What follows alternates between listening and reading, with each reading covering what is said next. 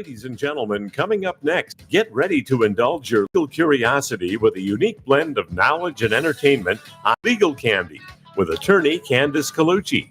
Each week, she unwraps the sweet secrets of the legal world, covering a wide range of topics from property insurance claims and personal injury to national and Florida law hot topics. Guests will include industry whistleblowers, industry experts, and sweet surprises. Get ready for a flavorful journey through the legal landscape. And now, let's dive in with Candace. Hello, and welcome to Legal Candy. I'm your host, attorney Candace Colucci, and we have a wild show in store for you today. We're diving into the case we've dubbed, Did He Do It or Did He Not? I know everybody is talking about Diddy. I was just listening to this on the way in. Lyrical genius, right? What's so crazy is This Is Satisfy You is the name of the song, okay? If you guys remember, it was Diddy and R. Kelly.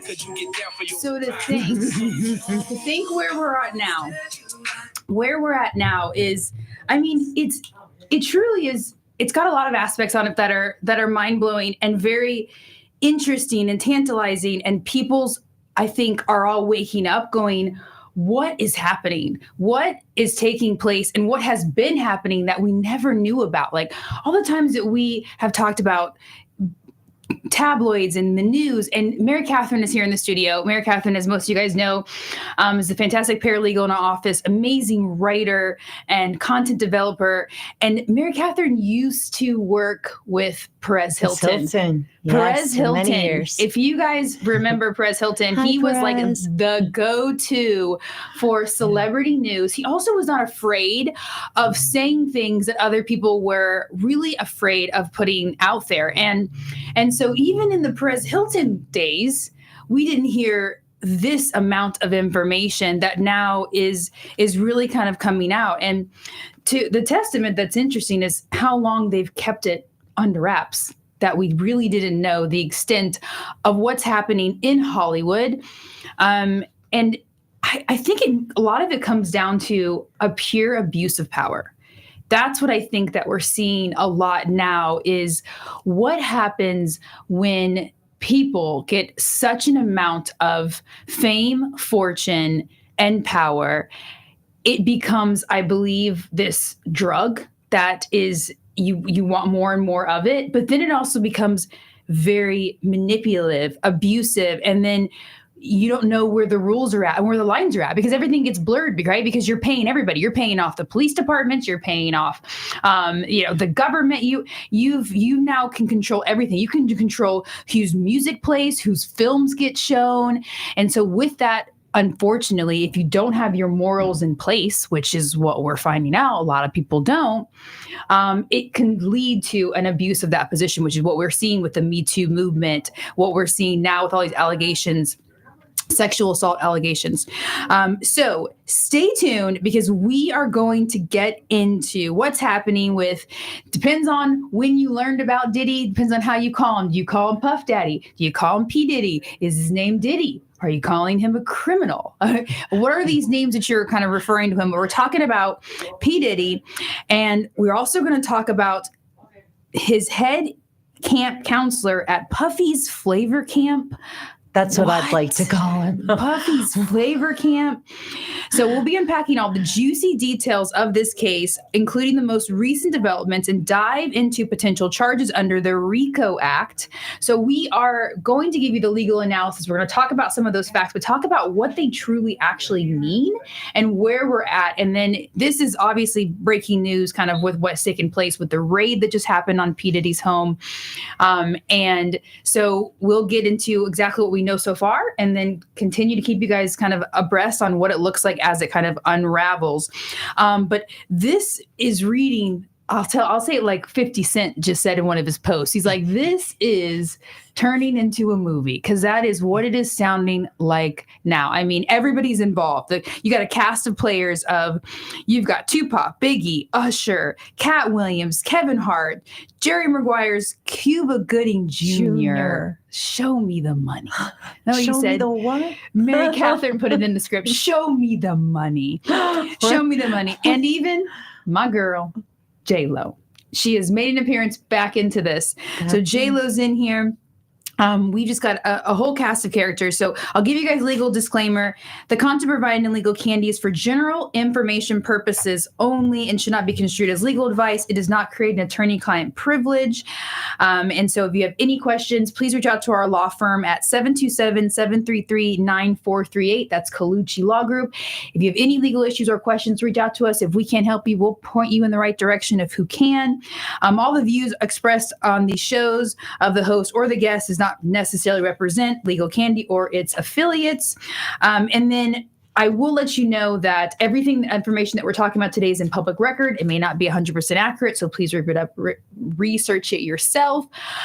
These allegations that are against Puff Daddy and everybody else, they are allegations. It has been alleged. He has not been convicted of any of these crimes that we'll be talking about right now. We're talking about a full investigation. So I always want to remind people, as an attorney, you are innocent until proven guilty. And some people forget that concept because the evidence starts to become so overwhelming. But I'll tell you, what ends up happening when allegations like this come out, if I was an attorney representing P. Diddy, it's very common that we tell our clients, do not speak about the matters. Do not come forward. Do not say anything. And that's because anything you say definitely is going to be used against you. But our job is to protect you in the best light that we can, which means we now need to speak for you, and you should not be speaking on anything, whether if you want to pronounce you're innocent or any of those things, it's better to you not say anything. So right, a lot of times when you get these allegations out there so quickly, there isn't usually a rebuttal so fast from the person who's being charged because their attorneys have told them it's not appropriate for you to say anything right now. It will all work itself out and we will go through the legal proceedings. So that being said, our last disclaimer that we will say is that today we are going to be talking about sensitive topics. And I don't want to make light of the fact that we will be talking about allegations of sexual assault, murder, drug-related activities, human trafficking, and child and other disturbing content related to the ongoing cases involving P. Diddy. And so those definitely could potentially invoke emotional reactions, including anxiety, trauma, and distress. So it is important to prioritize your mental and emotional well-being while listening. If you feel overwhelmed, please discontinue listening. Understand that we will be talking about those very sensitive aspects. And I know that it always comes with that double-edged sword of like, we're getting these crazy allegations, but we also potentially have victims that are involved here. So our heart goes out to anybody who has been a victim of sexual assault, who has been trafficked, any of those things that have taken place that have been so traumatic for people over their lifetime. So our hearts go out to those. And now we will dive into what is happening with Diddy. With Diddy in this entire madness that's taking place. So what we know so far, what has triggered all this and what everyone's talking about right now is two big things that took place. So we knew that a couple of months ago, towards the end of last year, we did know how it all started was that we had several lawsuits that took place in New York City right before the statute of limitations. We talked about this before. There was a statute of limitations that was about to run for sexual assault and those things in New York City. So there was a lot of lawsuits that started to take place really quick. So Diddy's former girlfriend, Cassie, and she was, and I loved her song when I was younger. That was a hit for me. And I wouldn't sing it right now because people would definitely turn off. You don't want to hear my voice sing it. So, but I was a fan of hers, and she spent numerous years with Diddy, and she filed a lawsuit against Diddy, and she was alleging that she was raped, that she had been sexually assaulted, that she had been forced to take drugs. And her allegations were civil in nature. Now, we've talked before, and it's very important to understand the difference between criminal and civil. Criminal means the state or the federal government has brought those charges, and you can potentially go to jail. Civil means two people or a person in a company or two companies, the government's not involved, are suing each other, and what they're looking for in those instances is money. Show me the money. That is a civil lawsuit. So far, none of these have amounted to criminal charges yet. These are still all civil. That means these are people saying, this happened to me, and there's a defense to it, and we don't truly know exactly what's taken place because none of these have technically gone to even a jury yet. With Cassie's lawsuit, I think when it was filed, he settled in 24 hours? I was very fast. Yeah, under 24 hours when the lawsuit was filed. And that's not incredibly uncommon. People do settle civil lawsuits all the time, and sometimes really soon. With how big of a character P. Diddy was and how salacious the allegations were that were in here, it would have been whether he thought he was guilty of it or not, it's also plays into people trying to settle for other reasons, like just because of the fact that he doesn't want all the negative press about it. So it doesn't necessarily mean that he is admitting guilt. It's made very clear in their agreement that he's not admitting any guilt. He's just saying, because of all the circumstances, I would rather settle this and not continue going forward, which is what he did. So that really was kind of our spark where the world started going, I know that people have talked about it over time. It's coming up every so often, but that was really a very, very out in the open eye opener for people that was like, wait a second. Okay.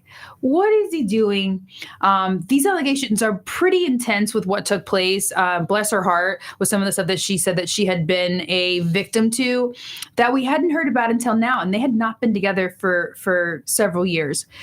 So then after that, I think there's 3 other lawsuits. So, correct. I mean, I could be a little off, but there's 3 other sexual assault lawsuits that have come up after that, that are still pending. Those ones are still pending in civil court in New York. And we've got a Jane Doe who has claimed that she was drugged and gang raped as a 17-year-old girl in 2003. Then we also have another anonymous plaintiff who says that P. Diddy and singer-songwriter Aaron Hill had raped her and a friend in 1990 and 1991. These are allegations. These are not things that they have been convicted of. They haven't even been charged criminally about them. These are what one person is saying against the other. So those other 2 lawsuits are still pending. So they're still going forward in the civil courts. So then all of a sudden what takes place just recently is we find out that P. Diddy's home is raided by Homeland Security. And we don't know the full extent of what all they were looking for, but supposedly has to do with ongoing sex trafficking investigations. And they have seized phones, computers. They came out with boxes. But at the same time, we get another civil lawsuit that gives us another eye-opening kind of. It reads like a book, 73 pages of a lawsuit from a producer that has just been working. He stopped working in 2003 for Diddy. He was producing on Diddy's new Love album. Mm-hmm. Love. Little Rod. Little Rod. Lil Rod Jones is his name. So we'll call him Mr. Jones. That's what we saw in this whole entire lawsuit that we were reading. But so all this starts happening. At the same time, they are raiding. Homeland Security comes in and they raid Diddy's mansion out in Los Angeles and his mansion out in Miami. So we're going to jump to a quick break. When we get back, we're going to talk more about what happened during that raid and what are these allegations that include people like Cuba Gooding Jr.'s and in the fortunate allegations that there is a lot of homosexual sex that is taking place in the music industry. Mm-hmm. Stay with us. This is the Tan Talk Radio Network. Get ready to elevate your nightlife experience at Club Prana. This 5-story sensation in Ybor City is the talk of Tampa Bay. Each floor boasts a unique style and music format. They roll out the red carpet as their friendly staff pampers you with VIP treatment. Club Prana meets Tampa's nightlife standards with impeccable amenities. Live the Lux life every evening at Club Prana. For VIP reservations and bottle service, call or text 813-758-7755. Coastal Roofing, your trusted Florida roofing experts, puts you first. They excel in delivering exceptional roofing and general contracting services, proudly serving all counties. Their dedicated team guarantees not just your complete satisfaction, but an unforgettable experience. You also get a free inspection report and damage report. Rooted in integrity and powered by expertise, they consistently achieve the right results on schedule and within budget. For one contractor, great price, expert service, Coastal Roofing, 1-800-674-3675. This is the Tan Talk Radio Network. Use that it happened outside. Okay, welcome back. So let's talk about the Homeland Security raid. What does that technically mean from a legal perspective? So what takes place normally in a situation where Homeland Security gets involved is the fact that there is a belief that you may be committing crimes that the federal government has jurisdiction of. So there are certain crimes that the federal government has jurisdiction of and certain crimes that your state does. Most of the time, if the federal government's getting involved, it usually means you're doing something like trafficking. And trafficking is going to mean that you're moving people, drugs from one state to another. When you start crossing state lines and committing crimes in several different areas, the jurisdiction now goes to the federal government. The federal government goes, "Hey, we're going to control what's taking place here." And not keep it to where we have one state doing it, those charges there, and one state doing those charges there. We'll have the federal government who can take all the charges together and charge you at one time.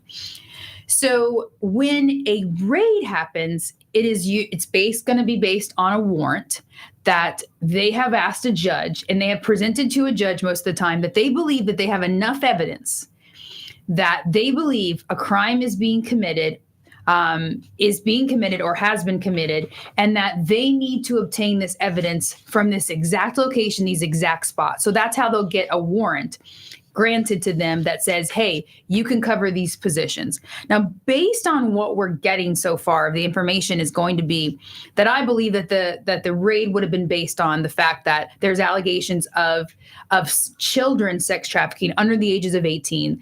There are several allegations that there is a lot of video and photos that P. Diddy in these house parties. One of the things he was doing, he had hidden cameras everywhere, and he would be taking videos of these parties. No one throws a party like a Diddy party. That was like what people talked about. Yeah. Yes, white parties, like that is Diddy's thing, is throwing these parties. But it was not even the parties people knew about. It wasn't the big parties, like the white parties everybody knows about. Tons of people go to that. It was these underground parties that he was having that only few people were really allowed to go to who were in the industry, who were potentially going to be in the industry. So they were doing all these underground things and having parties at their houses that were filled allegedly with drugs and alcohol and drugging people and an immense amount of sex is what the allegations are. And they have stated that he utilized these videos, which is it's not even, that part doesn't really surprise me that much, that he would utilize these videos to manipulate, intimidate, coerce people into behaving in a certain way, to sign certain deals is what we're hearing, to not come forward. And so I would say that the government would be interested in potentially finding those videos. They're not so interested in seeing what celebrity was snorting cocaine, but they would be interested in seeing if those videos showed underage. That would be something specifically the government would be very interested in, because that would be their area, is if there's allegations of sex trafficking, that he's bringing these girls from other countries, that he's bringing them from different areas, and that A, they're being sex trafficked, B, they're potentially minors. So that would be something that's what I believe is going to be what would probably spark the Homeland Security giving them federal jurisdiction in order to come in. And so what they do is when they get that warrant, they come in.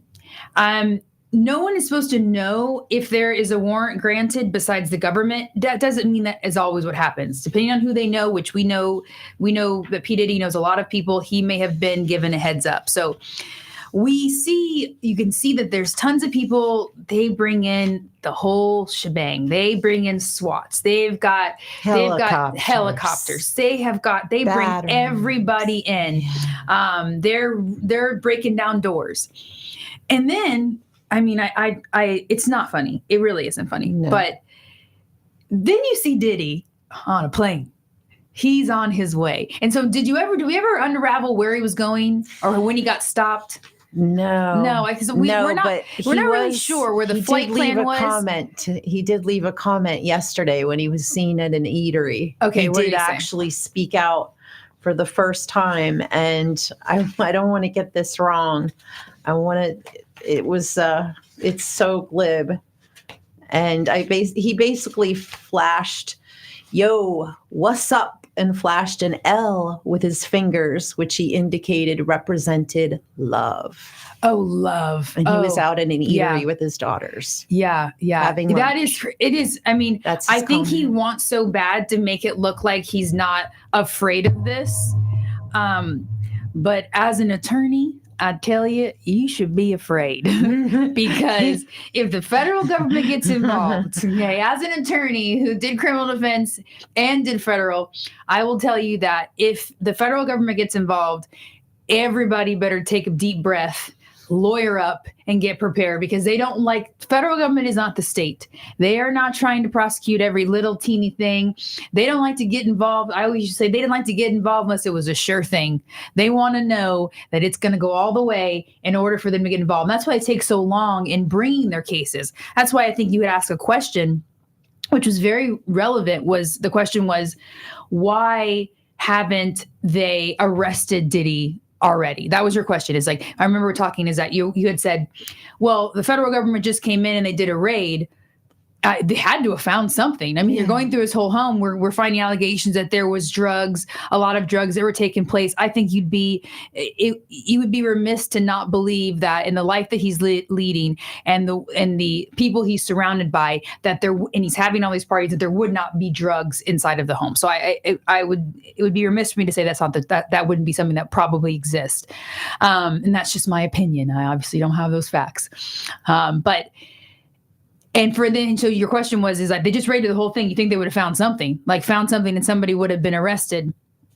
And that's because the federal government they don't act quickly at all. Like they're going to take their time. They're going to go through all of the evidence. They're going to start piecing everything together. They're going to figure out what they have. So when they come with those charges, they're going to have them all laid out and all ready.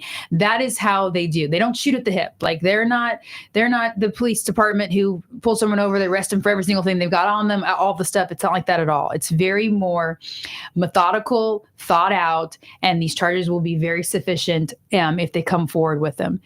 So we know that they bring out a lot of stuff. What triggered this raid, do you think? What was, besides we Cassie, don't have the warrant, there's another case. We don't know what's happening behind the scenes, but the fact that, Mr. Jones filed this lawsuit, he could have easily have gone to the police department first. And so he could be working with the police. You have no idea who's all working with the police, who's already come forward with information. And that's truly what potentially could have been the evidence. So in order to get the warrant, you have to have articulatable evidence that you have a very high belief that there are evidence of a crime somewhere that you need to get to that place to get it. That's what has to happen. So a warrant can't just be general on basis to go, you know what, we think that he's committing a crime, we should go rip apart his house. No, you've got to know that there's evidence of a crime in there. And most of it comes from somebody admitting to you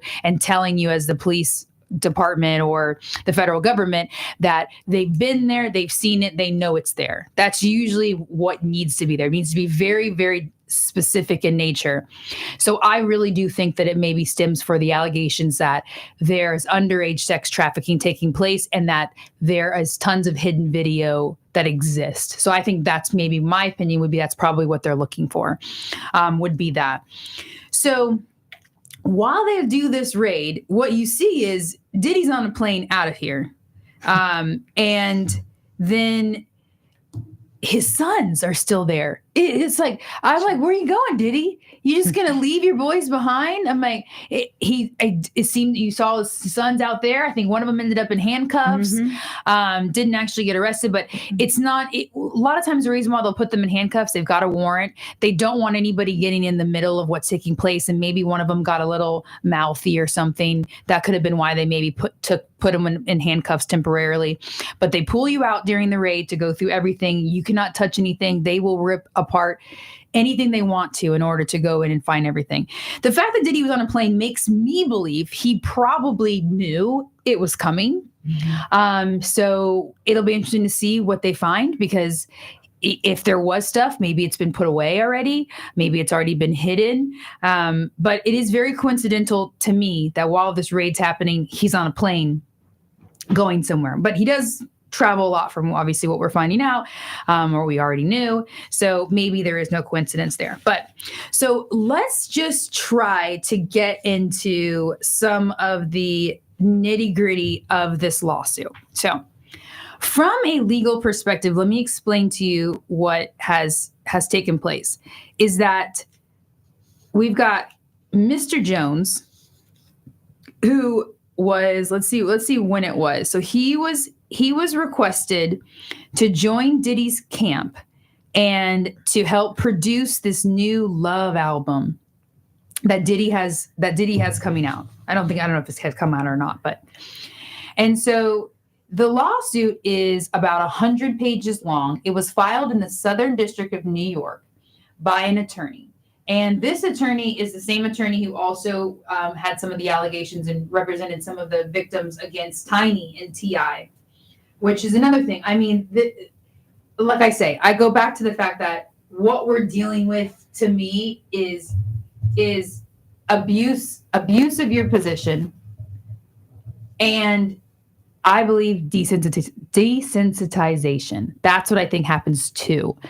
When you have so much of so many things and everybody's around you going, yes, yes, yes. Okay, yeah, I'm afraid. I'll do what you want. I want to be a hit singer. I want to be a superstar. I want to be a star. I'm going to do anything for it. The desperation that happens, I think, a lot of times results in you not allowing, but you wanting it so bad that literally they take advantage of it. And then you allow it for a certain amount of time because you're so afraid of not becoming successful, for potentially being harmed, because now we know there's allegations of him being violent also.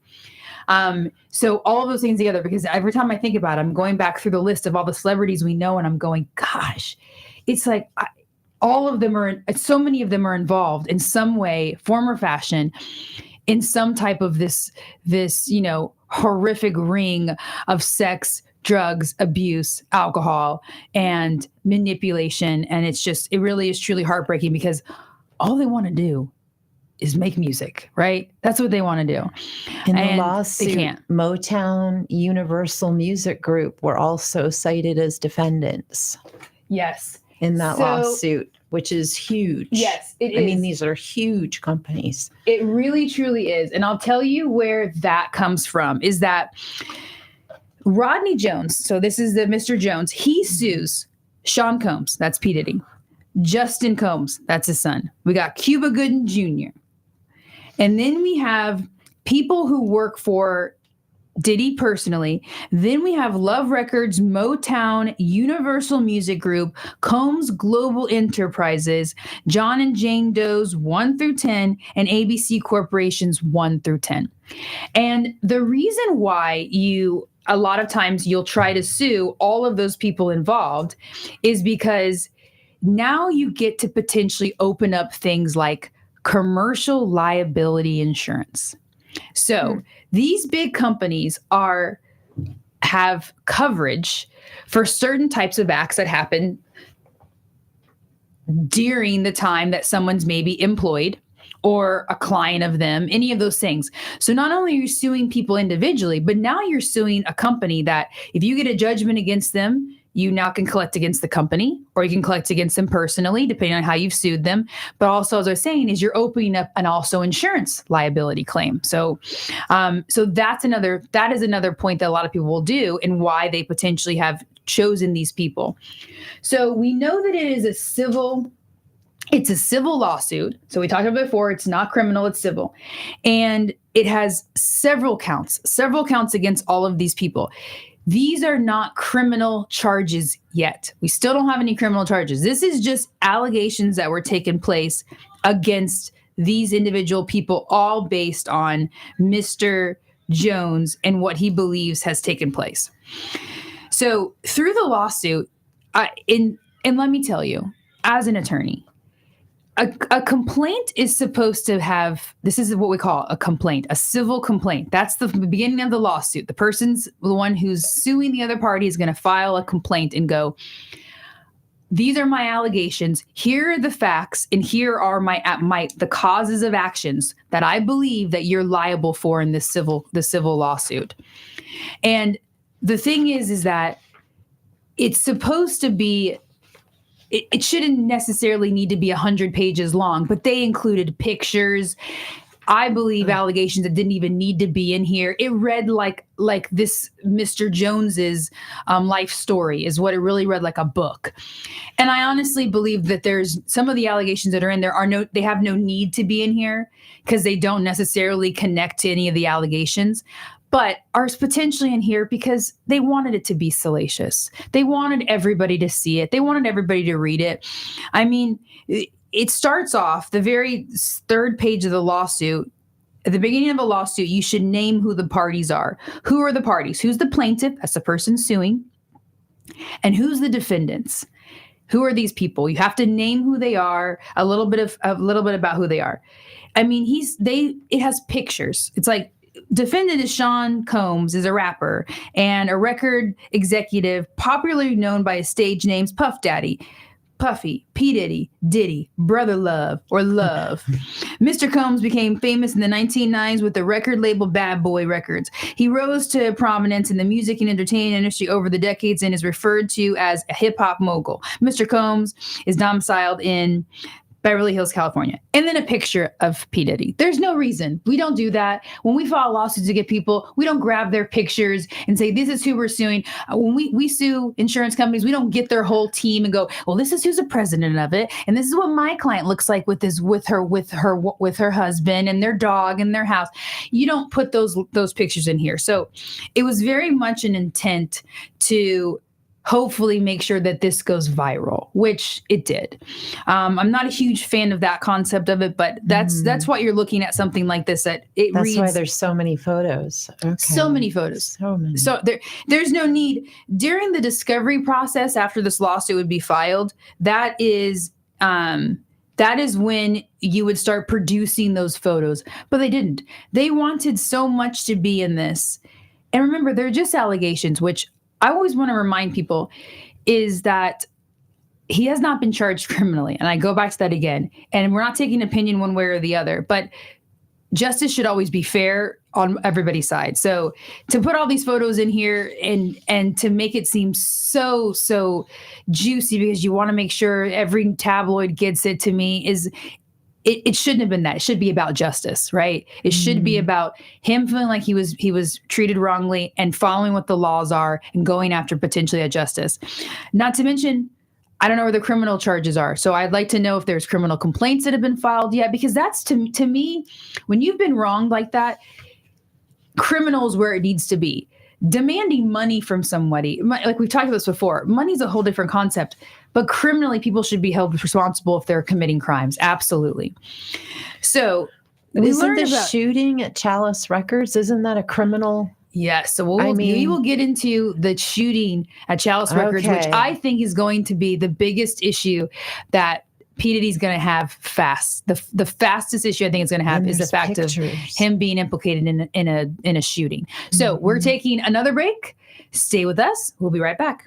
This is the Tan Talk Radio Network. Coastal Roofing, your trusted Florida roofing experts, puts you first. They excel in delivering exceptional roofing and general contracting services, proudly serving all counties. Their dedicated team guarantees not just your complete satisfaction, but an unforgettable experience. You also get a free inspection report and damage report. Rooted in integrity and powered by expertise, they consistently achieve the right results on schedule and within budget. For one contractor, great price, expert service, Coastal Roofing, 1-800-674-3675.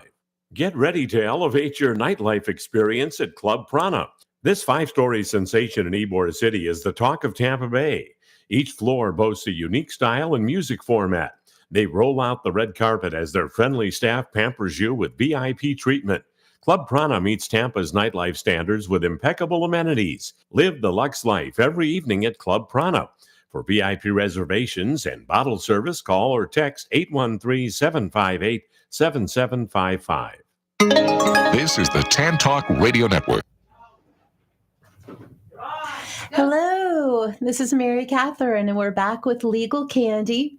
Just having a little bit of a technical glitch at the moment, and Candace will be back right with us, and we're going to get into that shooting, and we're going to get into so much more. I'm here. Okay, so let's talk about the shooting. So we're talking about the fact these are civil allegations. They are not criminal. So at this point in time, he has not been charged criminally with any of these things. Now, what it looks like from Mr. Jones's perspective of what kind of has taken place to him is that he believes that he was subjected to unwanted, and this is kind of how he explains it, unwanted assault on his anus and genitalias. Mm-hmm. That is really what he stands by, is that during his time working at P. Diddy and working with the producers at the camp and all of this stuff, since we learned about these writing camps, is that he believes that he was forced to endure sexual assault behaviors. He does not say anything actually. He does allege something with a girl, but he doesn't say anything actually penetrated or anything actually took place between him and P. Diddy or him and Cuba Gooding Jr., because those are the two males that he names in this, that he said made unwanted touches of him and approaches of him. He says P. Diddy put him into positions where he had to watch him shower naked, a couple of other things like that. He watched P. Diddy get naked because he was going to take a shower. And so he kind of the lawsuit goes through who he is. So we've got Mr. Jones, who's from the Chi-Town. He was born and raised there. And he was allegedly a child prodigy. I guess he was very talented with music. And so he was brought in to help produce some of the songs. And I guess he did that. And during his time there, he says he witnessed just horrific behavior. That's all he kind of sat there and watched. But I'll tell you that I think that one of the most kind of interesting things that we had learned about this, that I think is going to be the biggest issue for Diddy, is the underage girls seem to be connected a lot to, if the rape charges ended up coming through and he gets charged with that, that's going to be a massive issue for him. Mm-hmm. And the underage girls, a lot of them were connected to what they've referred to as sex workers, that there's a bunch of sex workers, and that Mr. Jones was forced a lot of times to have to go to strip clubs. One of them being Booby Trap, which, Luke LaRoe was here. And when I worked with Luke LaRoe, we represented several strip clubs, and one of them was Booby Trap. We know the owners of that. They're great human beings. And but what they're saying is that they went there and they recruited a lot of girls to come back and party at Diddy's, and that some of them were underage. And so that's an allegation that's in here. Now, those allegations are just literally him kind of going through the story. The lawyer who's writing on behalf of Mr. Jones just kind of going, here's all the things that I'm going to put out on the table. Even though those things don't directly go to an allegations, I'm just going to put them all kind of here so everybody can really get a picture of what's taking place. That's why you're getting all this. It doesn't mean that they're factually true. It just means that he's putting them forward because that's their position. But of course, we don't have a counter for Diddy. So one of the things was a shooting that there was a shooting that took place September 12th in 2022, where they were at Chalice Recording Studios in Los Angeles. And that while they were there, that Mr. Combs and Justin Combs, that's Diddy's son, and somebody named G were in a heated conversation.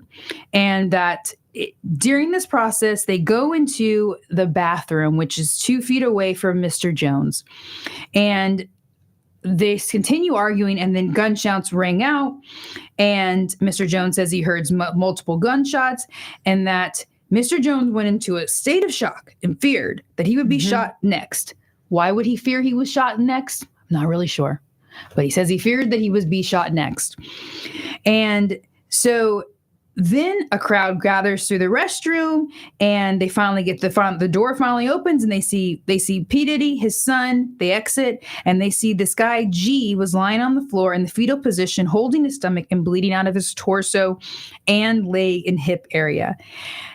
Mr. Jones says everybody stood there looking around, and that nobody seemed to help this guy G, and that he was the only one who ended up helping him, and that P. Diddy gave him instructions to inform the police that he had nothing to do with the shooting. He also forced Mr. Jones to lie to the police by telling them that G was shot standing outside the studio by a drive-by assailant.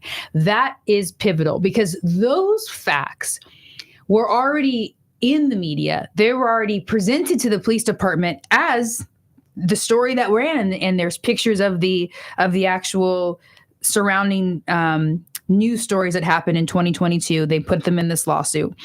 Is that the story was that a man had been shot outside of a party at the Hollywood recording studio. So that was the story. In the day. It was during the day. It was a drive-by shooting, allegedly, in the middle of the afternoon. Yep. So that means, however they put it all together, they had enough people who were all willing to lie. Mr. Jones says that that G was afraid to come forward and say the truth, and that Mr. Jones also was forced to cover the story up and to go with those allegations. But he also says in this lawsuit that G, who we still don't, I don't know who he is, but G is willing to come forward if subpoenaed. That, to me, is my opinion, that's going to be one of his biggest issues right now, is because if Mr. G comes forward, which I'm sure he will now whatever fear he had with Diddy, whatever cold Diddy had, which is why everybody's thinking this is just the beginning of the lid coming off, and that the lid's about to pop off and everyone's about to come out. Because think of how many people, if these allegations are true, and that all these people were afraid to come forward against Diddy, they're not afraid anymore. They're on their way. They're coming forward. So if this guy comes forward, that will be pretty much enough corroborating evidence, and they start bringing people in for under subpoenas, which is what they will do. They'll start bringing people in and questioning them, and they'll be forced to answer what took place that day, and what could happen to Diddy and his son, depending on who takes the rap or who's whatever. Even if they try to allege now self-defense, it's going to be a hard one. Because the way self-defense work is that if you lie about it when it all happened, if it really was self-defense, it should have been said there. But if now you try to say, well, it was a fight and we're doing self-defense and we just lied about it and covered it all up there, nobody's going to believe you. So between Diddy and his son, if this Mr. G decides to come forward when asked these questions, Diddy or his son, one of them is going to they're probably going to end up charging both of them with murder. That's going to be their biggest issue. Attempted murder. I'm sorry, because he didn't die. Attempted murder, assault with a deadly weapon, battery. It's just a whole list of stuff. But they will probably, that's probably for me, if, depending on who all comes forward with the rape and those other things, depending on the statute of limitations and the states you're on, that's going to be kind of the biggest trigger for me. Because I'm like, oh man, that's no good at all, because that's the one where I think there's enough people around who saw it who are now kind of going to be forced to come forward. But why does it end up in? I know we only have so much time, so. And this complaint's pretty big, so I definitely think we're gonna roll it over into the next week. So we'll give you guys some more teasers. Yeah. And but how does it come into this lawsuit? And let me tell you, is that Mr. Jones says that, in his opinion, that he was there, that he witnessed it. And so these facts, he says, kind of come down to his allegations that he believes that he was forced to be a part of this and watch it, and that it created PTSD, severe anxiety, depression, and insomnia.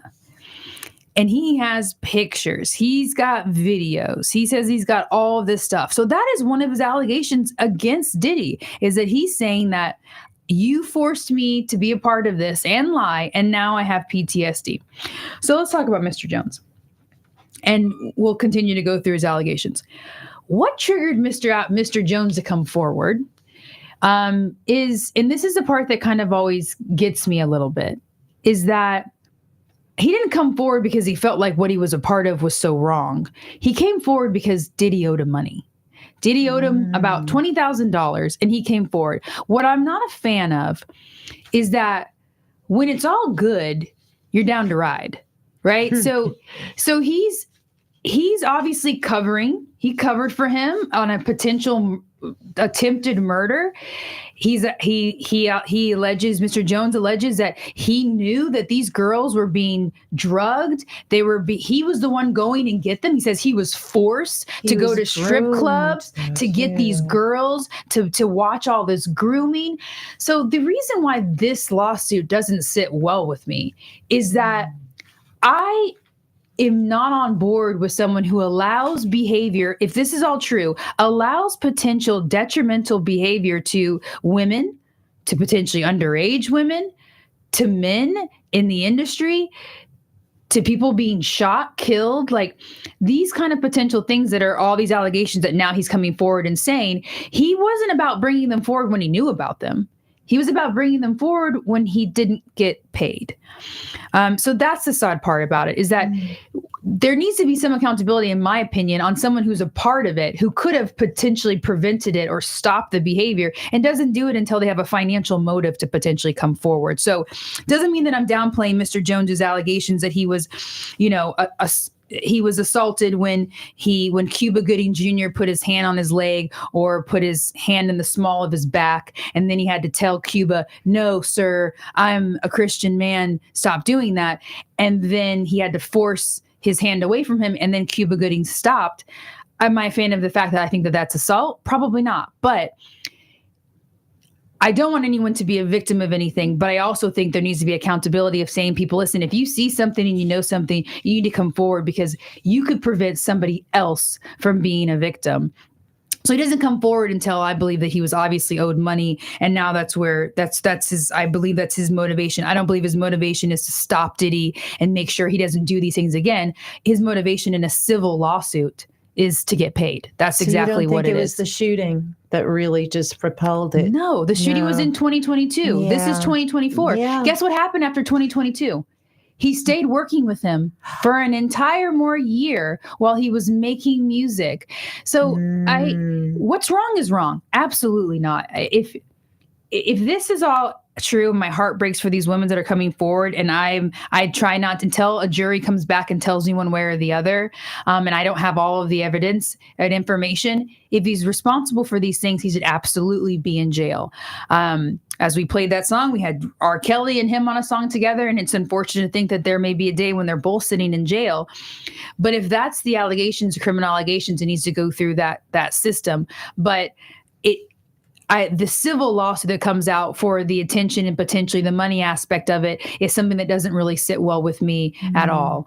But we're here now. At least it's going to open the box, I think, to other people potentially coming forward for us to figure out what's truly taking place there.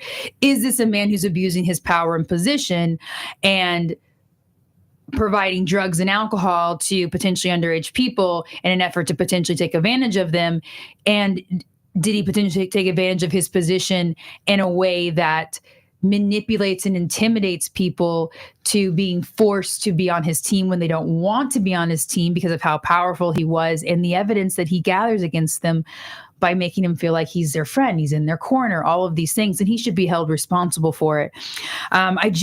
When I read this whole complaint by Lil Jones, I was just kind of like, I mean, come on. he literally says that he was forced. I was forced to go to the strip club to bring these girls back. To me, it devalues the word force specifically for women. And I'm not usually one that says, okay, women against men or any of those kind of things. But when someone tries to make a move on you and you tell them no, and then they stop, to go forward and say that's sexual assault, depending on how they've touched you. I'm just like, and then saying I'm being forced to do all of these things while you turn back around and continue coming back to work every single day. And I couldn't imagine if we subpoena his records and figure out all the times he was partying and having fun, all the times he was texting with his friends, having a good time during that whole thing. I think it devalues and calls into question the legitimacy of what he's saying when we've dealt with women who are really being trafficked, sexually assaulted, those kind of things.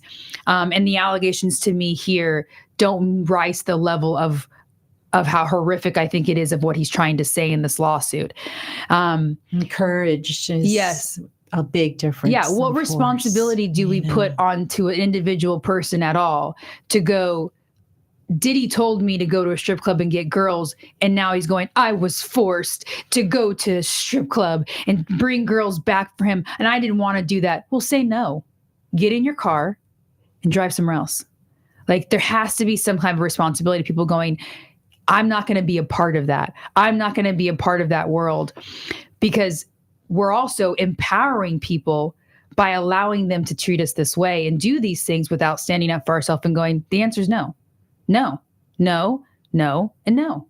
And if that's what it takes for me to become successful, then I'm not going to be successful in that way. I'll find a way to become successful that isn't forcing me to do things that I don't believe in or I'm not okay with.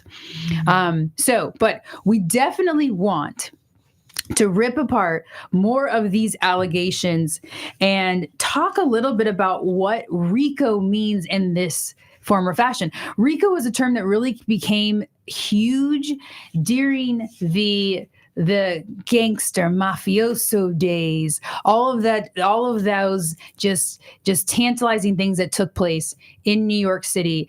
RICO, the concept of RICO, which is a Racketeer Influence and Corruption Organization Act statute. That's where RICO comes from.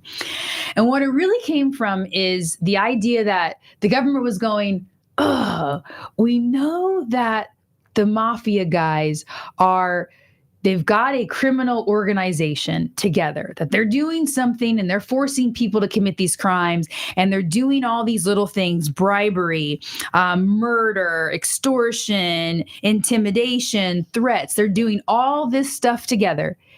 How do we hold them responsible when really their influence is what's forcing other people to do it, to create this criminal enterprise? That's where RICO really became and got their star, is from how do we hold the big guys at the top who may not be having their hands in everything because they're so powerful, but they're forcing other people to do it. So that's where the RICO statute really came from. So that is being used in regards to Puff Daddy and in regards to all of those big Universal and Motown's record labels. So based on that, stick with us. We will continue this into next week. I thank you guys for being here. See you next week. Ladies and gentlemen, that wraps up another delicious episode of Legal Candy with attorney Candace Colucci. We hope you've enjoyed our legal confections and insightful discussions. Don't forget to mark your calendars, because we'll be back next week at 2 p.m. with more sweet surprises and special guests. Keep those legal questions coming. Until then, take care, stay curious, and see you next week for another flavorful journey through the legal landscape.